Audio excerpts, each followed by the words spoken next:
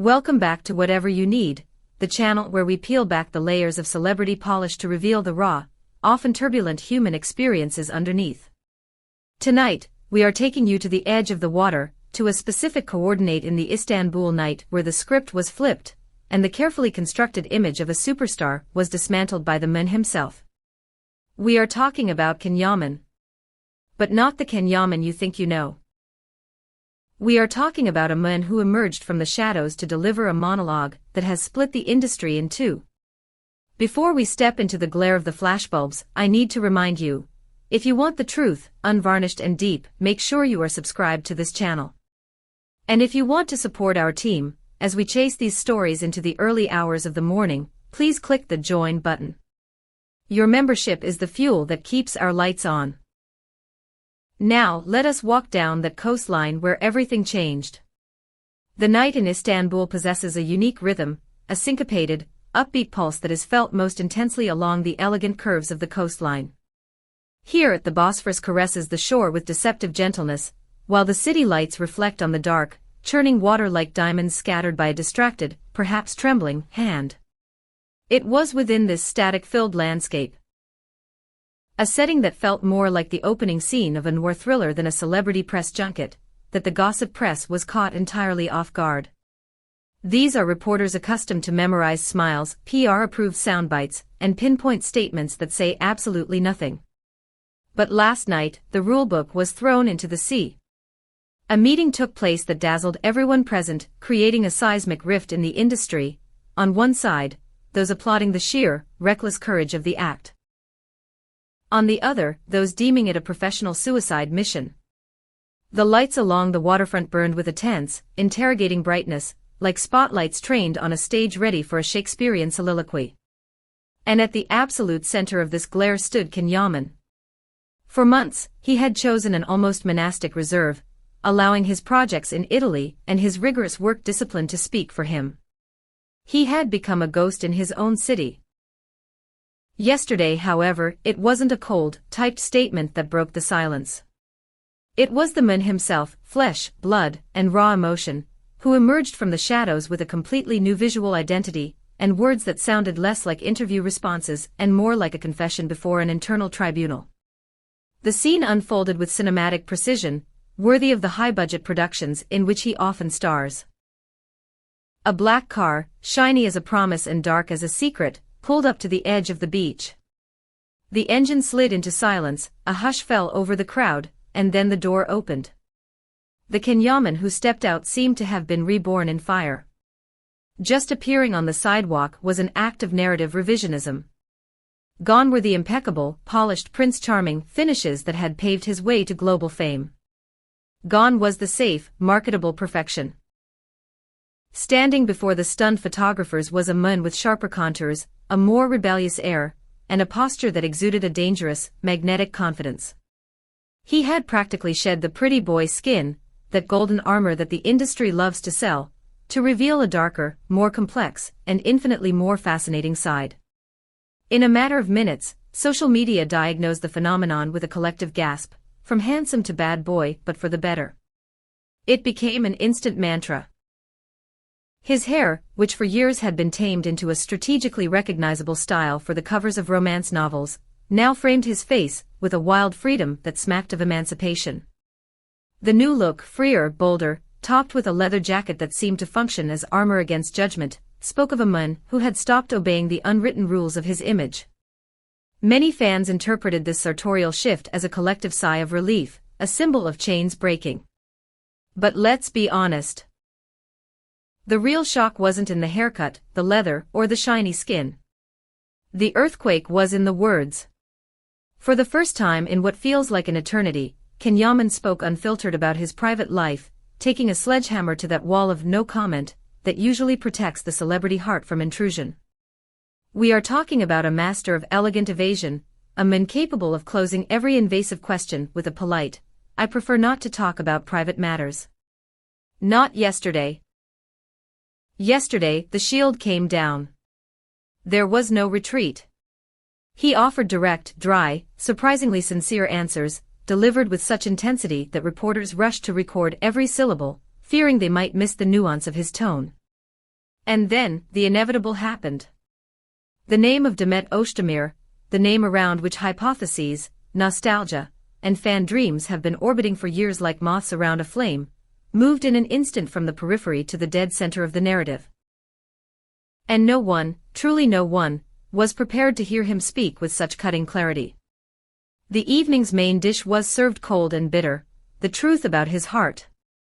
Years of whispers, small digital signals, silhouettes crossed on the horizon, and distant palpitations were all woven together around a single certainty.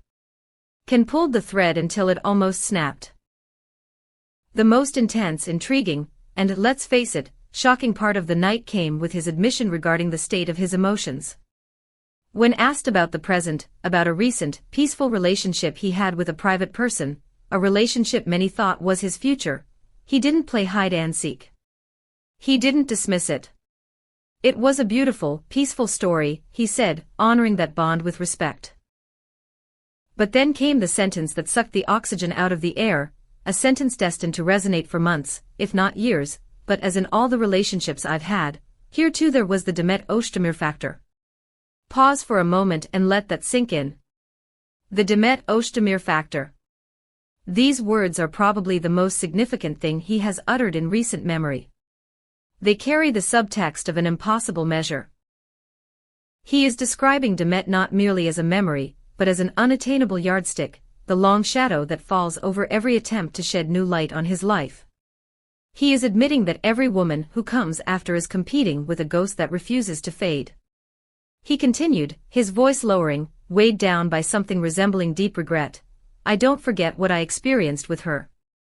And then, the sentence that froze time. I'm doing everything I can for a reconciliation, but... That suspended but became the heaviest silence of the night. It hung in the air, heavy with unspoken history. No journalist dared to interrupt it. No follow-up question was asked. His gaze stared into space, perhaps rewinding memories the camera couldn't capture, scenes from a past that stubbornly refuses to die. We have to ask you, the whatever you need community, is this romantic or is it tragic? Is it fair to hold on to a past love so tightly that it suffocates your present? We want to read your thoughts in the comments. And while you are down there typing, please hit the like button if you appreciate this level of storytelling. It helps us bring you more. In a matter of minutes, the digital world exploded. The reaction was a perfect dichotomy. Some interpreted his confession as an act of pure, unadulterated sincerity, the act of a man who finally refuses to lie to himself and the world, a tragic hero risking his fame and his privacy for his emotional truth. They saw a man fighting for love. Others, however, attacked him with harsh moral judgment. It's unfair to those he was with now, they argued, pointing out that he had turned his recent partner into collateral damage of his unresolved romanticism. He forced a private citizen to compete publicly with a ghost that refuses to give way. The crowd split, a clear divide between those who idealize the past and those who defend the dignity of the present. And in the middle of this battlefield, the name of Demet Ozdemir stood as a guiding star, desired, feared, and inevitable. Then, as if the night demanded another layer of complexity, the conversation verged onto the topic of jealousy. Things happen. Jealousy is normal. But we've come to terms with it for a long time, he admitted. The phrasing was ambiguous, intentionally so. Who was he referring to? Was he talking about the shattered serenity of his recent history? Or was he referring to the tumultuous, fiery passion he once shared with Demet? With whom does he say he's come to terms? We don't know. Perhaps Ken left the sentence hanging so that the mystery would continue to linger like cigarette smoke in the humid night air. But one thing is abundantly clear, Ken Yaman no longer seems willing to play the role assigned to him by the industry. The external transformation, the leather, the hair, the attitude, is merely the reflection of something boiling inside. By explicitly naming the Demet factor, he has given legitimacy to what fans have long whispered in forums and group chats. There are loves that don't end with a farewell, they become a constant presence, a lens through which all other life is viewed. His frankness about his recent serene history described as peaceful but reading between the lines, incapable of erasing the fire of the past, was a shock. It was a stark wake-up call to anyone who thought he had moved on. The night ended as it had begun. Yaman got back into his black car and disappeared into the darkness of Istanbul, leaving behind a whirlwind of questions that will not settle anytime soon. Will he truly achieve the reconciliation he claims to be seeking with all his might? Does Demet want to be found? Or is the Demet factor an impassable frontier, a wall stronger than strategies, promises, and public declarations? The only certainty we have is this: the prince has been cast aside. The flawless statue has cracked. And the man, with his scars, his mistakes, his stubborn, inconvenient love, has taken center stage. What a night! What declarations! What a shocking story! Yaman has turned the tables, risking everything for a burning truth. Thank you for watching this exclusive report on Whatever You Need. We will be following every development of this story. If you want to be the first to know if the reconciliation happens, you must be subscribed. And don't forget to check out the join button to become a pillar of our channel. Until next time, remember, sometimes the bad boy is just a good man who is tired of pretending.